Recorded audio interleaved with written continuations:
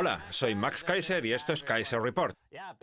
El precio del Bitcoin se dispara. Ya cotiza en varias decenas de miles de dólares y pronto superará el umbral de los 100.000, lo que está dando lugar a un montón de noticias relacionadas con el tema. Fíjate, Stacy, allá por el 2011, que fue cuando empezamos a hablar de la criptodivisa en Kaiser Report, cuando el Bitcoin costaba 1, 2 o 3 dólares, mucha gente me regalaba Bitcoins en las conferencias y yo hacía lo propio. Recuerdo claramente haberle regalado 1.000 a Russell Brand cuando costaban 2 dólares y ahora esos 1.000 Bitcoins tienen un valor de 16 millones. No sé si seguirá teniéndolos en su poder. Muchas eran monedas Casasius. En su momento les perdí la pista, porque era como regalar caramelos, pero ahora tienen un enorme valor.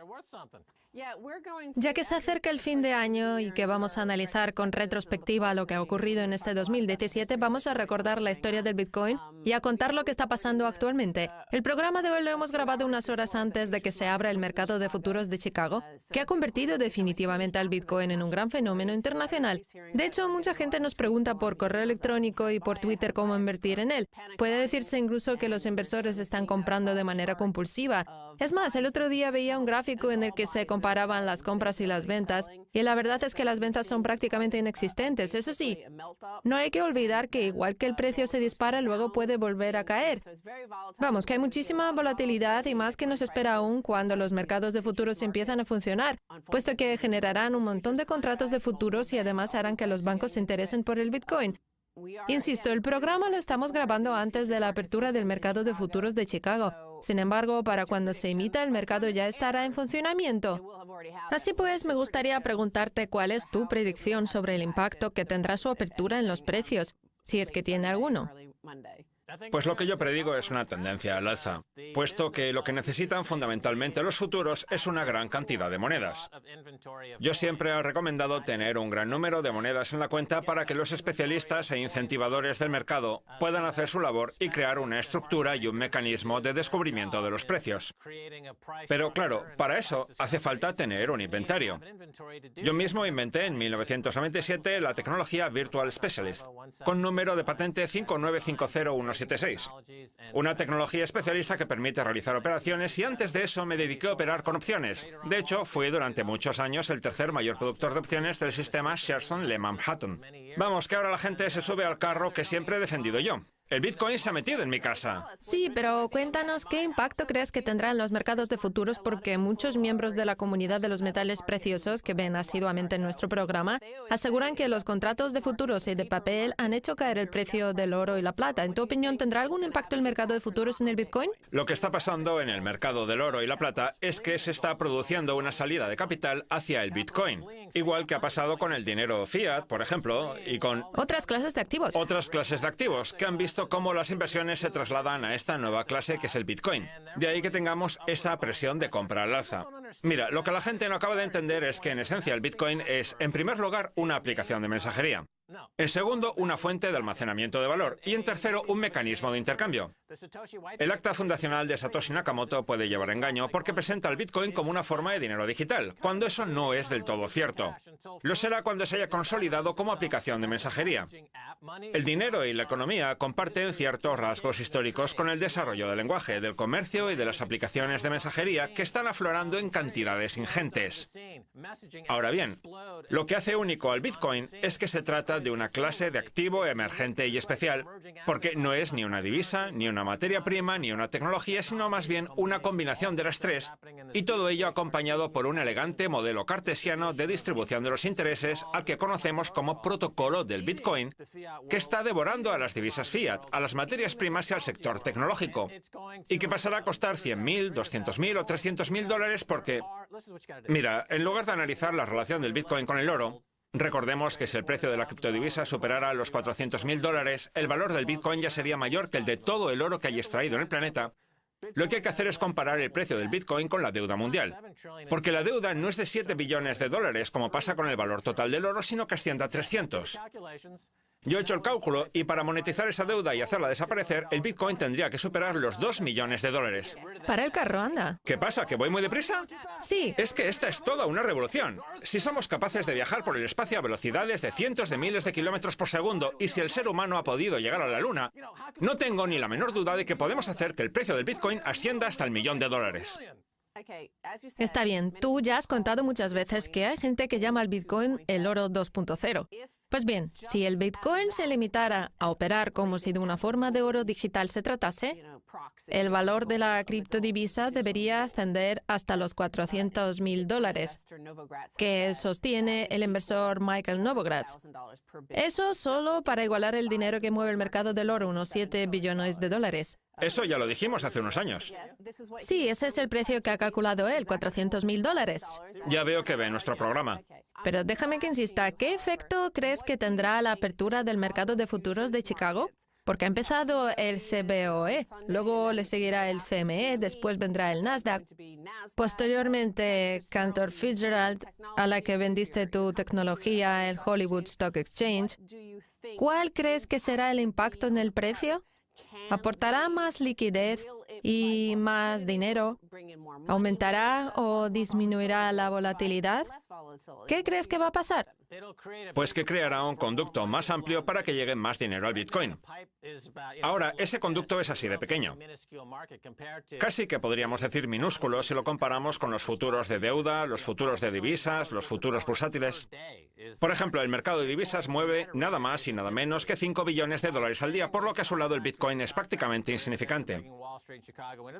La expansión a los derivados y los contratos de futuros, que vendrá acompañada por la incorporación de Wall Street y de Chicago a la mezcla, inyectará una gran cantidad de dinero fiat en el Bitcoin, haciéndolo muchísimo más grande, hasta crear lo que yo he venido a llamar el agujero negro del Bitcoin, que absorberá todo el dinero fiat, toda la deuda y a todos los bancos centrales y bancos de Wall Street, que son todos cancerígenos, hasta el punto de que acabaremos viendo a Jamie Dimon absorbido por una pajita y convertido en una bola de moco sangrante rodeada de... ¿Derivados? Eso es.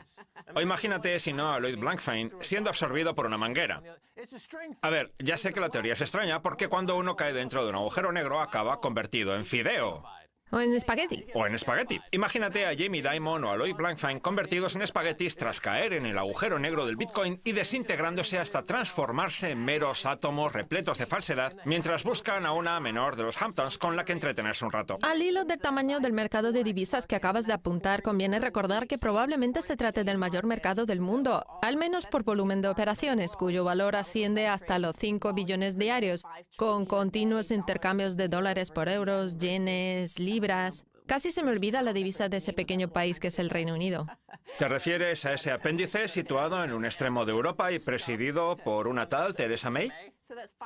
El caso es que, como digo, el mercado de divisas mueve unos 5 billones de dólares al día. Pues bien, la primera jornada en que entraron en funcionamiento los mercados de futuros del Bitcoin, el volumen fue de 28.700 millones.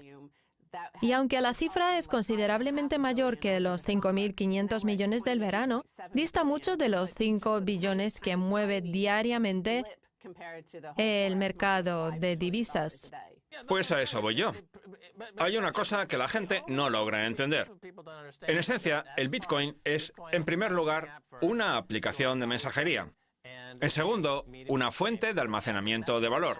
Y en tercero, un mecanismo de intercambio.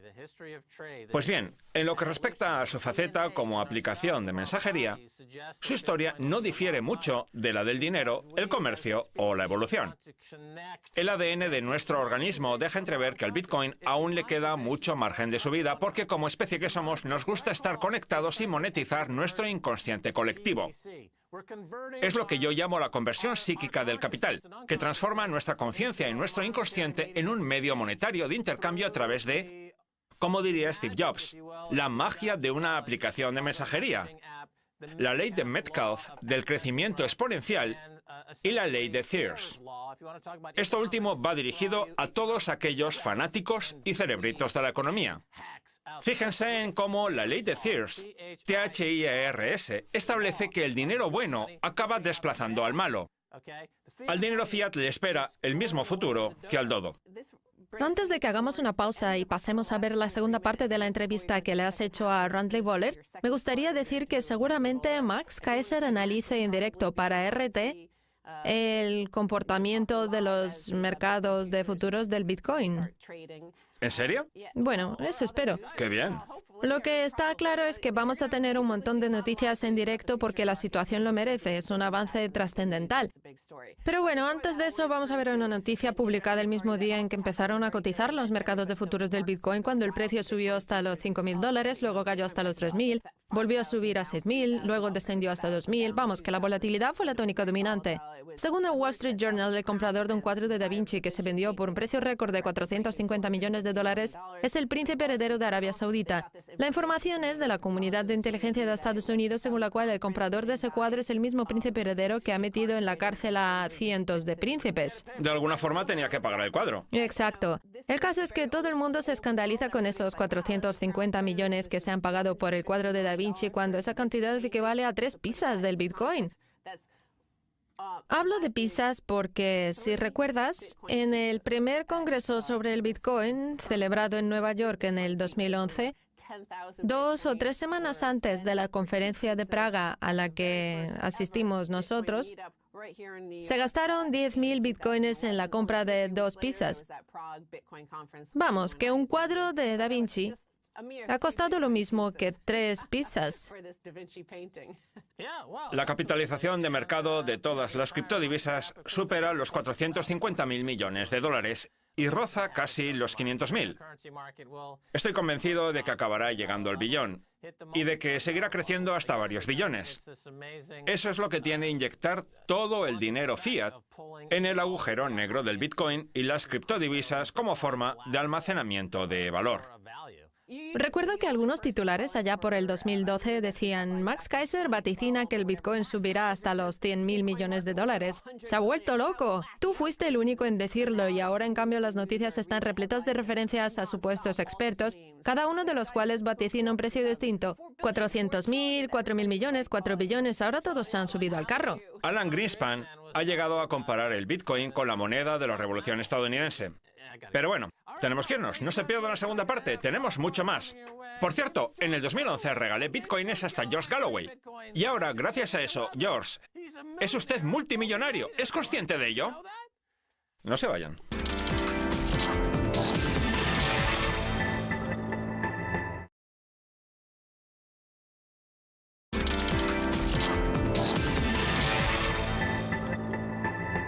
Hola, soy Max Keiser y esto sigue siendo Keiser Report. El otro día me sentí mal por cortar a Randy Boller justo cuando hablábamos sobre la libertad de expresión. Y como el programa es mío, las decisiones ejecutivas las tomo yo, así que he decidido volver a tenerlo con nosotros. Es un placer estar de nuevo. Sí. Primera enmienda. Vamos a hablar al respecto. Si usted siguiera siendo asesor oficial del Partido Demócrata, Randy, ¿cuál sería su recomendación para recuperar Carolina del Norte en el 2020? En primer lugar, hay que seleccionar buenos candidatos, que es uno de los problemas que hemos tenido en el pasado. Elegir candidatos óptimos en las 120 primarias legislativas, Max. ¿Y dónde se encuentran esos candidatos óptimos? Porque los demócratas parecen obsesionados con el fantasma del Russiagate, que no es más que un engaño. No se dan cuenta de que, como se dice popularmente, el tema ya no da más de sí. Bueno, pero eso no tiene nada que ver con lo que está pasando en las primarias a nivel local, regional y estatal. Lo que hay que hacer es centrarse en candidatos que tengan un importante grado de cercanía con su distrito. Y ya hemos hablado varias veces de la manipulación de las circunscripciones. Háblenos al respecto. La manipulación de las circunscripciones es la capacidad que tienen las asambleas generales de unir o dividir el censo de un distrito concreto para lograr un resultado determinado. De tal forma que son los políticos los que seleccionan a los votantes y no al revés. De hecho, hay multitud de casos abiertos en los tribunales de Carolina del Norte. Los republicanos me dirán: ¿cómo se nota, Randy, que usted ya no está en el poder? Ahora el poder lo tenemos nosotros, así que denos un poco de tiempo. Pues bien, si nuestras ideas y nuestros valores tienen algún tipo de validez, entonces hagamos a todos los distritos equivalentes y que sea lo que tenga que ser. De forma que si nuestras ideas no son buenas, serán los votantes los que nos penalicen. El problema es que actualmente los distritos legislativos y del Congreso están desequilibrados. Vamos, que en algunos distritos da igual quién se presente. Basta con que pertenezca a uno de los dos partidos para que la gente le vote. Y eso, sinceramente, es algo antiestadounidense, incorrecto e injusto. Hay una cosa que acaba de decir y que me parece de lo más interesante. En lugar de ser la gente la que elige a sus políticos, son los políticos los que no se eligen a sus votantes. Sí. Vamos, que se reúnen y dicen, si dividimos el censo de esta manera, sabemos, gracias a la demografía y a la psicodemografía, que conseguiremos un número de votos X. Se trata pues de una forma de manipular el voto. El Russiagate no es más que una falsa acusación de manipulación de las elecciones por parte de una entidad extranjera, mientras que la manipulación de las circunscripciones es un claro ejemplo de amaño electoral que además está extendido por todo Estados Unidos y que resulta especialmente flagrante en Carolina del Norte. Si tanto les preocupa la manipulación de las elecciones, ¿por qué no abordan el problema?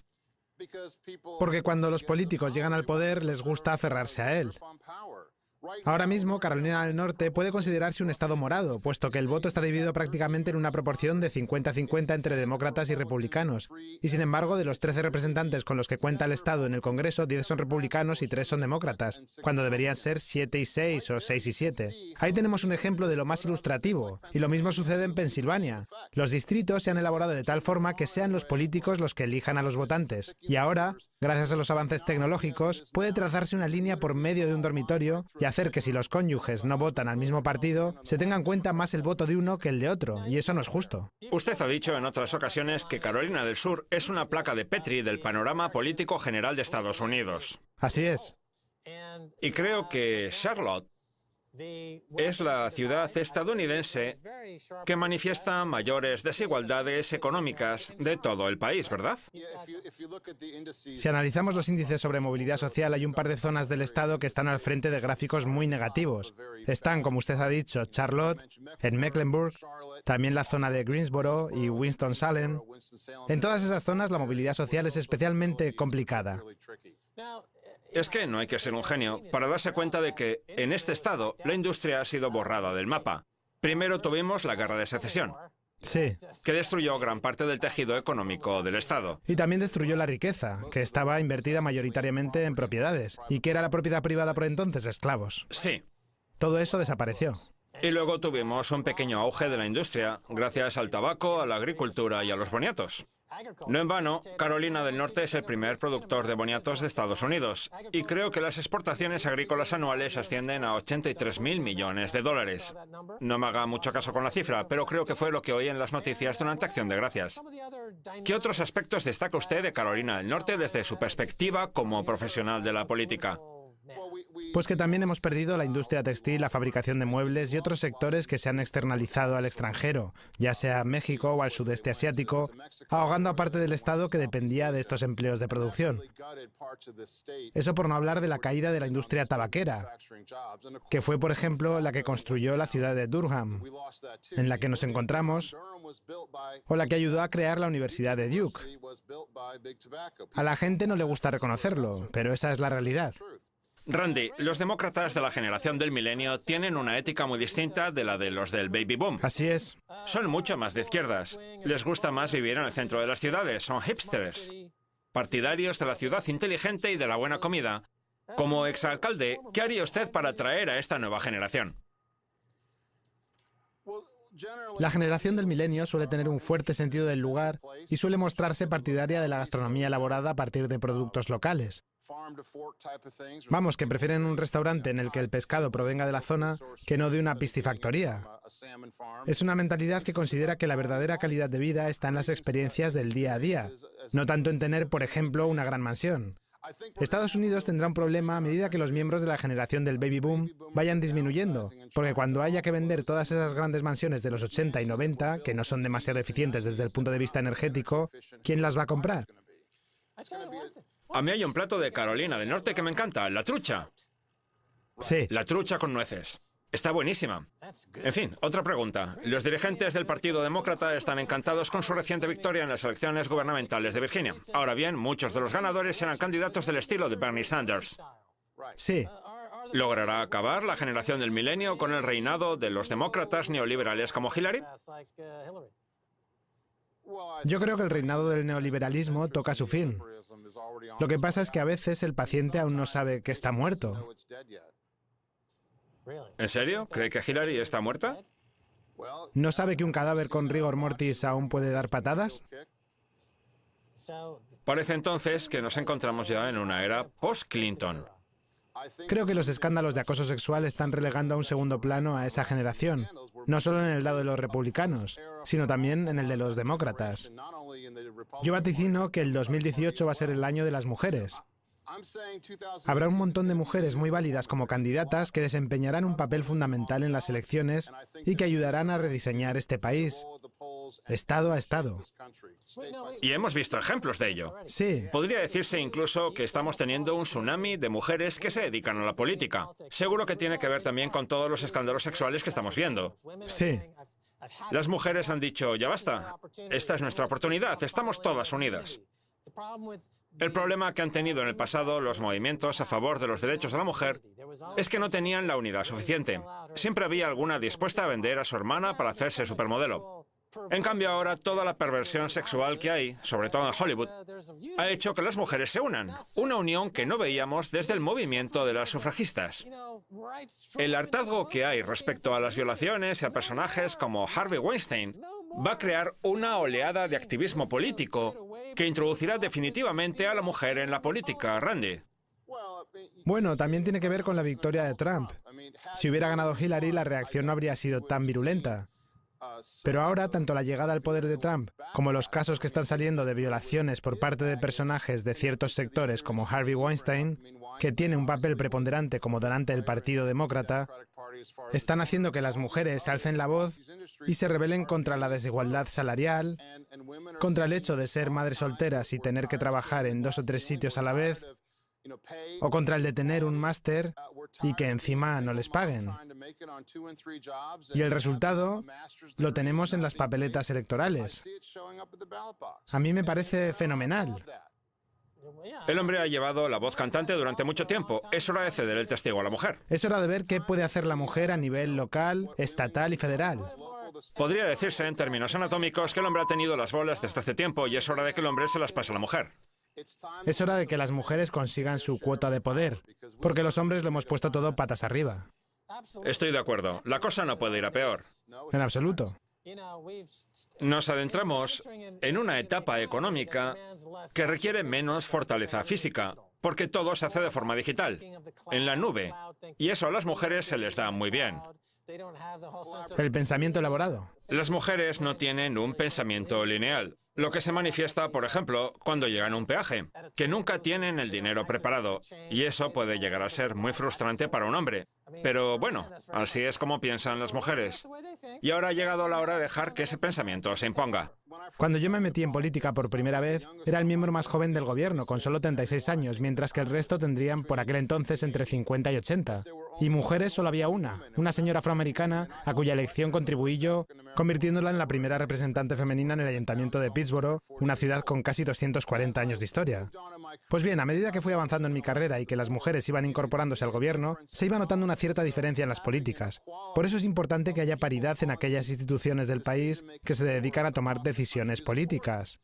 No puede ser que estén constituidas por personas de un mismo género o de una misma clase social. Es conveniente contar con gente de diferentes orígenes para ofrecer una mejor perspectiva de la comunidad. Y eso es lo que yo creo que va a pasar en el 2018, el 2019 y el 2020, justo lo que ya hemos visto en Virginia en el 2017. Más mujeres en la élite. Eso es lo que quiero yo. Eso, más mujeres. En fin, Randy, tenemos que irnos. Esto es todo por hoy en Kaiser Report. Somos Max Kaiser, este es Herbert. Quiero dar las gracias a nuestro invitado Randy Boller. Si quieren, escríbanos un tweet a Kaiser Report. Hasta la próxima. Adiós.